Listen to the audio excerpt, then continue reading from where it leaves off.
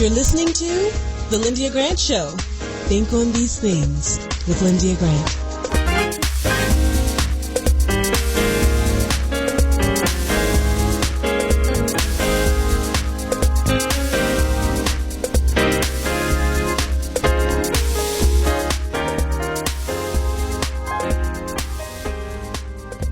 Today is December 9th. Our show is heard throughout the DMV, live at 6 p.m. Eastern Time. Tune in every week on YouTube in case you missed the show. And then when you go to YouTube, subscribe, and you'll get the Lyndia Grant Show every week. All right, so I just want you all to know our guest for the second half of the show is Dr. T.D. Tyler, the director of music at Shiloh Baptist Church, talking about the Messiah. Go tell it on the mountain. I'm going to say hi to him, and then I'm going to go to Dr. Julianne Malvo, who's with us every week. Are you there, Dr. Tyler? I'm right here, Ms. Grant. Greetings and salutations to everyone. All right. We're glad to have you. Hear me? And I can. Okay. All right. We're glad to have you.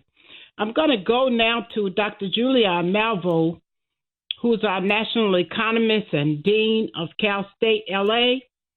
She is one of, can you hear me? I'm talking, Bennett College. She has her PhD in economics. And we're going to go to Dr. Julianne now so she can talk to us about politics. How are you, Dr. J? I am wonderful today, and how are you? And greetings to my brother. I hate that I'll miss his Messiah this year, but greetings and salutations to you and to your pastor. Yes. So the biggest news for me today is that Brittany Griner is free. When I turned on my television and saw that, I started dancing, doing a holy dance in my little apartment in L.A., just dancing. I'm just so happy. 10 months this sister has been incarcerated for nonsense. It's a Christian program, so I won't say what I was thinking. But she has been incarcerated for theoretically smuggling less than a gram of medical marijuana oil, which she uses for her pain. In any case, there was a prisoner exchange that was arranged. It took place this morning in Abu Dhabi. She was exchanged for Victor Bolt, who was a arms dealer, a horrible arms dealer who had also conspired to kill U.S. citizens. The Biden administration really didn't want to do this, but there was a lot of public sentiment to get Brittany free, and so they did get her free. She is now in San Antonio at the Brooke Army Medical Center. She's being assessed for both her physical and her mental well-being. Obviously, 10 months in a Russian jail, including doing hard labor in one of the prison camps. They show pictures of that, which are horrible. And the girl is 6'9". The cage was 6'9", so she had no room to just basically breathe. But I'll tell you, the best part of it this morning was watching Sherelle, her wife, with that smile. She was just so happy to say that her wife was coming back. And so that was a beautiful thing. And she thanked everyone, of course, including President Biden and Vice President Harris, about the freeing. It wasn't such a good day, though, for the family of Paul Whelan, who's also been detained in Russia now for more than 4 years. He has been accused of being a spy. Nobody believes it, but that's what he's been accused of. Russia wanted a 2-for-2 trade. They didn't want to do a 2-for-1. So they're looking for a spy that the U.S. is holding. I don't know that we have one. The Whelan family, I have to say, was very gracious towards Brittany's release, but also extremely disappointed that their family member, their brother, their son is still being held. Foreign policy experts are looking at this to wonder whether or not this is going to turn into a thing. By a thing, I mean, can Russians just start kidnapping Americans and demanding us to step outside of public policy? We usually don't do prisoner exchanges. Is this going to be a thing? Lloyd Austin, our Secretary of Defense, says he fears that Russia is stockpiling nuclear arms, is supporting Iran, and maybe leading us into a full-scale war. I'm not surprised Putin would do anything, especially to hurt the United States. So we just have to keep our seatbelts on. If there are any young people listening, I want y'all to start majoring in foreign policy as well as economics, et cetera. But we have too few African Americans well-versed in foreign policy, so we need to do that. Now, the other big news of the week, of course, is that Raphael Warnock won. Excuse my enthusiasm, but he won in Georgia, and it wasn't close as people thought it was going to be. He won decisively. Herschel Walker can keep on walking.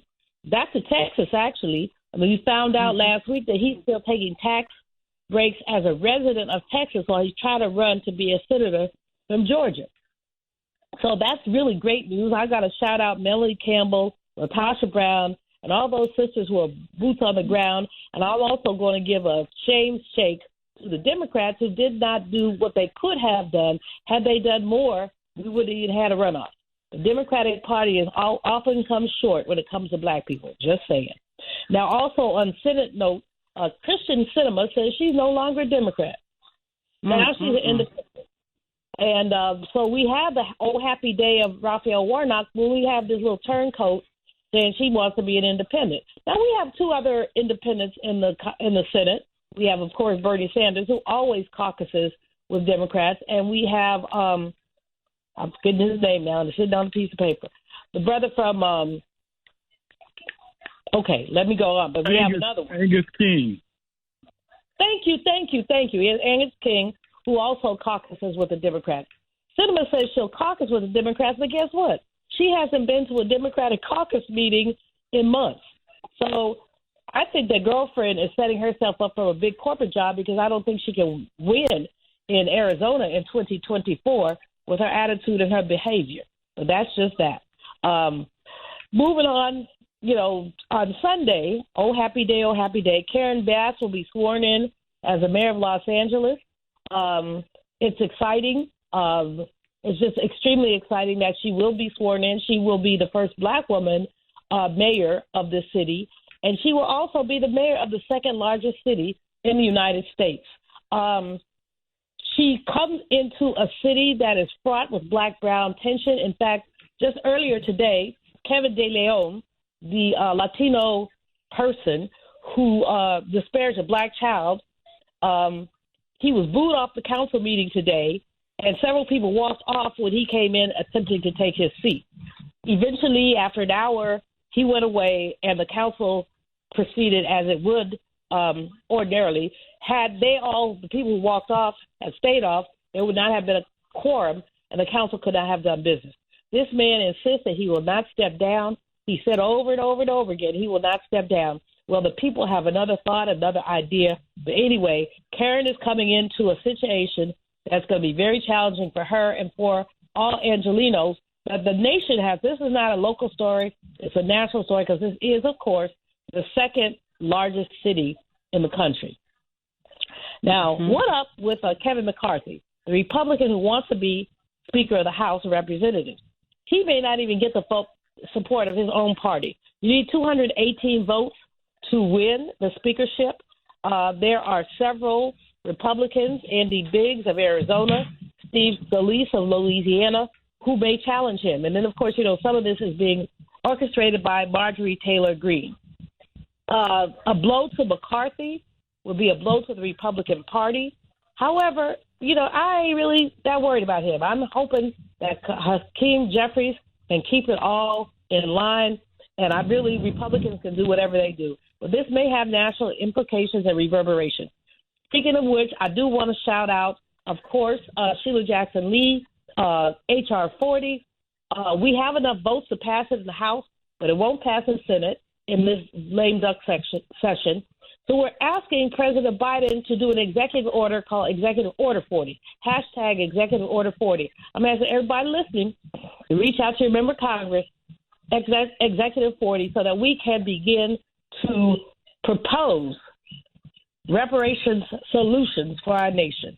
Last thing, and I should have put it up higher, is the Respect for Marriage Act, which passed in the House and the Senate, just waiting President Biden's signature. But it passed, but it was not. It was bipartisan, but not unanimous. I don't know what it is about some people not respecting people's marriage vows, but there's been a lot of rhetoric about fracturing the family structure, blah, blah, blah, blah, blah, blah. What the Respect for Marriage Act does is if you're married in a state that allows marriage equality, every other state must recognize your marriage. But it doesn't mean that you can marry in a state that does not allow marriage equality. So it's a half measure, but it's better than nothing. And thank you, Clarence Thomas, because he's the one who started this mess by when he wrote his opinion in Dobbs saying precedent doesn't matter. We could take back marriage equality. We can take back interracial marriage. Now, this is a person who's married to a white woman, but he could take back interracial marriage. Okay. Anyway, it did pass. It's very good news. Finally, the Royals were in Boston this week. Do you care? I don't. But it's really funny that the royal racism has a spotlight placed on it because some silly woman asked a black girl, where was she from? She said, I'm from the UK. How many of us have had that question, especially our Asian and Latino brothers and sisters? Where are you from? You was born here. You're from here. But the young lady chose to take it viral, and it is viral, and it casts a cloud on the royal visit. And like I said, who cares? Those royals are rancid anyway. So that's it for me, Lyndia. A lot of news and a little bit of funk. All right. Well, I enjoyed it. Thank you. I feel the same way about you. You gave us some good food for thought today. Thank you so much. And enjoy the inauguration out there I used to live in Oakland, worked at Children's Hospital in Oakland, California. So you all have a good time. I'm in L.A., hon. I'm not in Oakland. That's 500 miles away. I know, but I thought you were going to go. You're not going to make it? No, Karen Bass Karen is the mayor of Los Angeles. Okay, that's right. I don't know why I've been thinking Oakland. All right, thank you. Everybody thinks California is just one place, but it's all good in the neighborhood. I lived out there a long time. I know better. Have a great weekend. Okay, all right. Take care. All right, bye. Bye-bye. All right, you listen to the Lyndia Grant Show. It is Friday, and we're going to come back and talk to Dr. T.D. Tyler about the Messiah at Shiloh Baptist Church.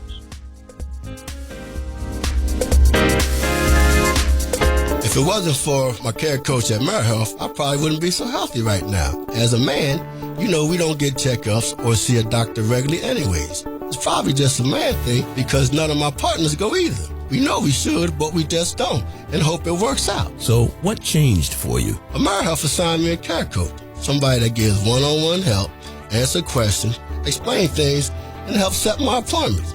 She also helped me understand what having high blood pressure really means and ways to manage it so it doesn't kill me. It ain't nothing to play with. If you're a member of AmeriHealth, ask for a care coach. I'm glad I got mine. At AmeriHealth, if you need a care coach, you can have one. Just call us at 1-877-759-6224 to get connected. 1-877-759-6224. This program is funded in part by the government of the District of Columbia Department of Healthcare Finance. Mayor Muriel Bowser. Washington and former religion columnist Lyndia Grant. Rosa Parks refused to give up her seat on a segregated Montgomery bus. In lectures on brotherhood, Ms. Parks often said, "People always say that I didn't give up my seat because I was tired."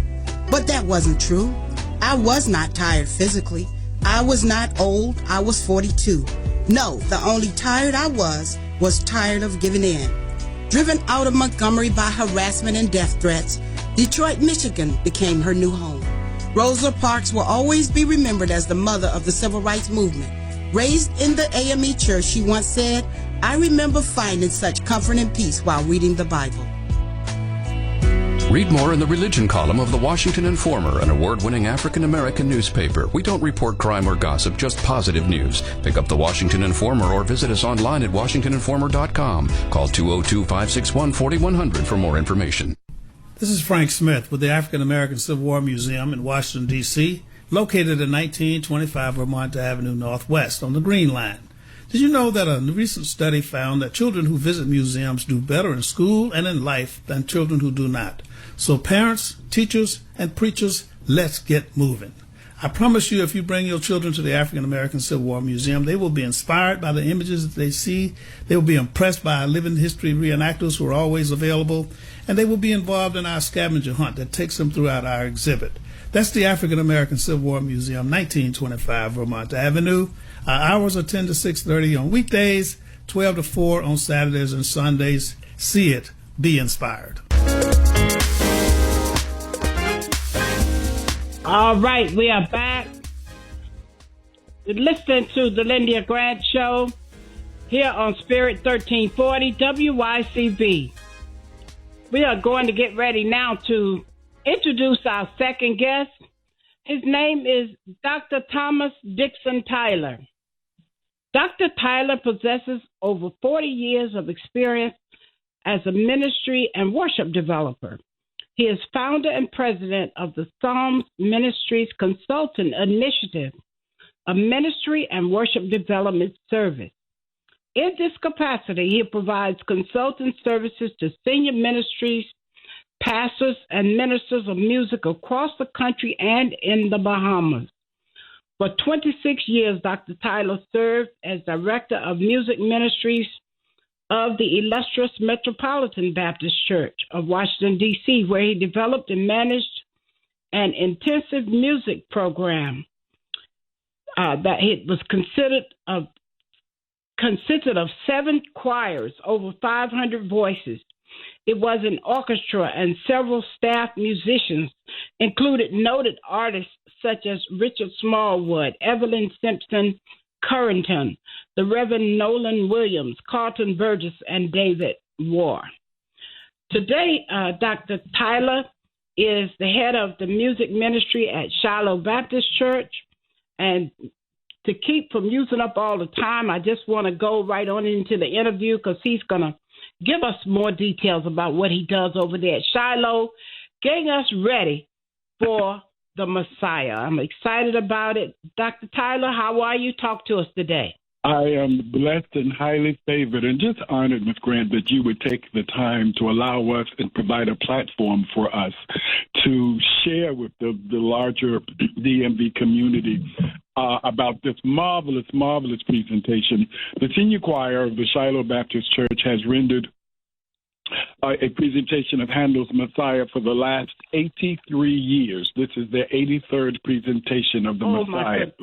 The Messiah is a unique piece of work. It's probably one of the most revered, renowned, one of the most performed oratorios celebrating the life of Christ in history.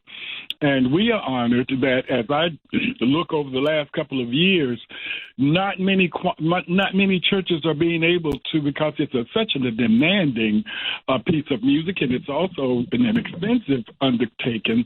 A lot of churches have gone by the wayside and are no longer being able to present the Messiah.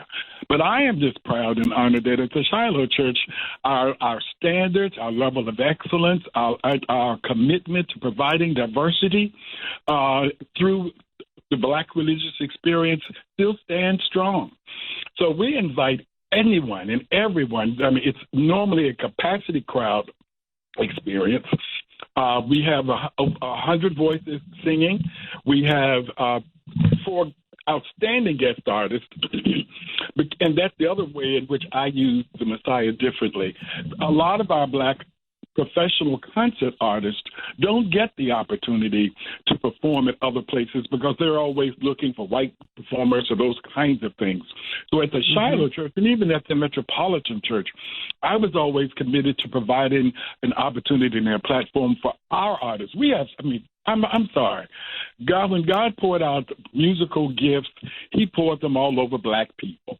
And yes, I tell you, we have some singers coming for this Messiah. Marsha Thompson, who is an operatic diva from the Metropolitan Opera, is going to be our soprano. Marquita Cooper, who has done marvelous work as our mezzo soprano. She has worked with the Duke Ellington School of Art. She has performed throughout the DMV. I'm sure most of us remember the original 3 Mo tenors. And Roderick Dixon is our guest tenor. He's one of the original 3 Mo tenors when they exploded onto the scene. And so he's going to be there to just tantalize and mesmerize people with his lyrical tenor voice. And then we will round it all out with the basso profundo voice of Kevin Short, who is a voice professor at the Morgan State University as well as the Juilliard School of Music. So we are just Evelyn Simpson Currington, no comparable comparison in terms of organists will be at the organ. Nobody else other than the distinguished, outstanding Everett P. Williams will be on the harpsichord. We have an orchestra. It is just going to be a marvelous experience. We're also going to be guest conducted. I provide this opportunity to invite other musical directors to come in and be a part of this experience. Roland Carter has been a part of our experience, and Ramon Braxton has been a part of our experience. So this Sunday, we will be co-conducted by Mr. Ronald Johnson, who is the Minister of Music Emeritus of the First Baptist Church of Highland Park. He used to be the coordinator of vocal and performing arts at the Suitland High School, and also one of the artistic directors of the Children of the Gospel. So it's going to be an exciting evening. This Sunday, December the 11th, at 3 o'clock p.m., you need to come early and get a seat and buckle your seatbelts, because even though this is a classical structured form, the word Psalm 150 says, "Let everything that hath breath praise the Lord."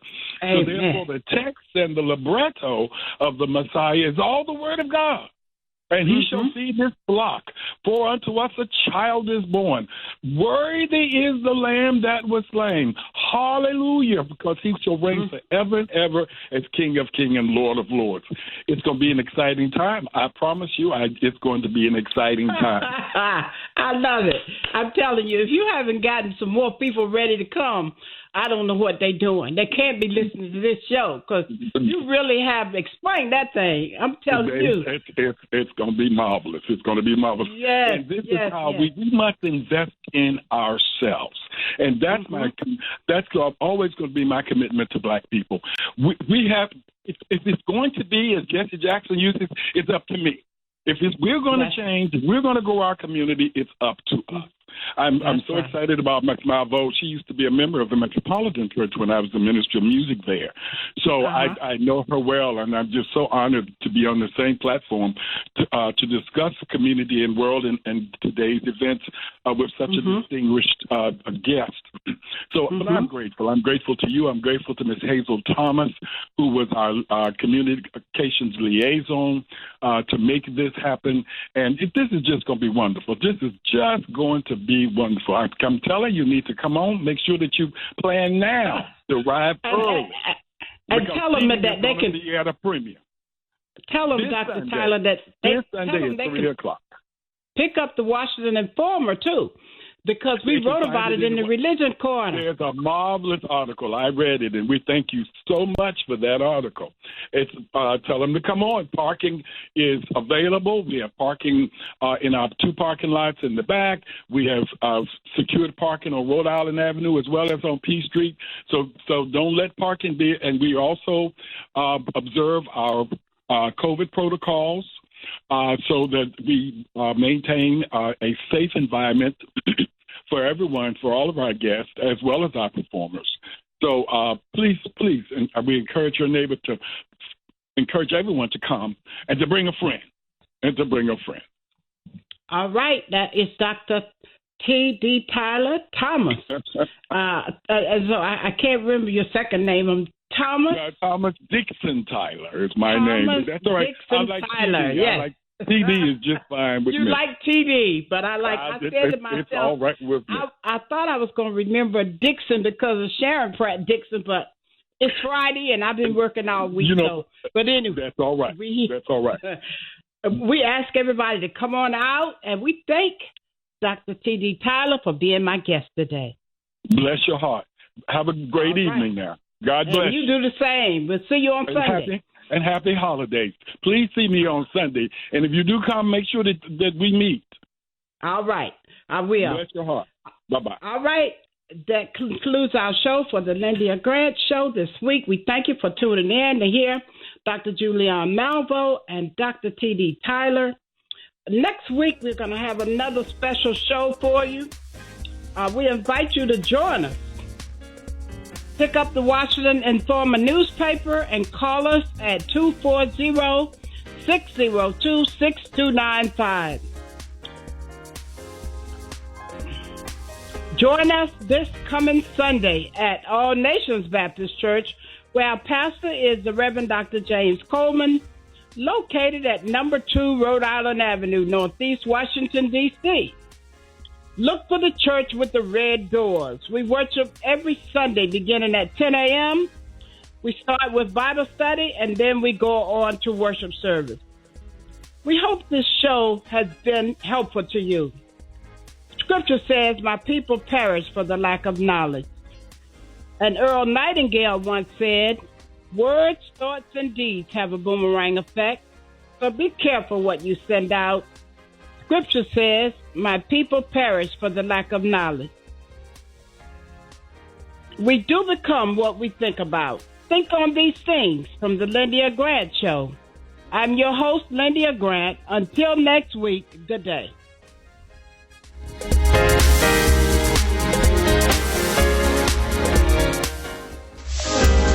Thank you for listening to the Lyndia Grant Show. Think on these things with your host, Lyndia Grant.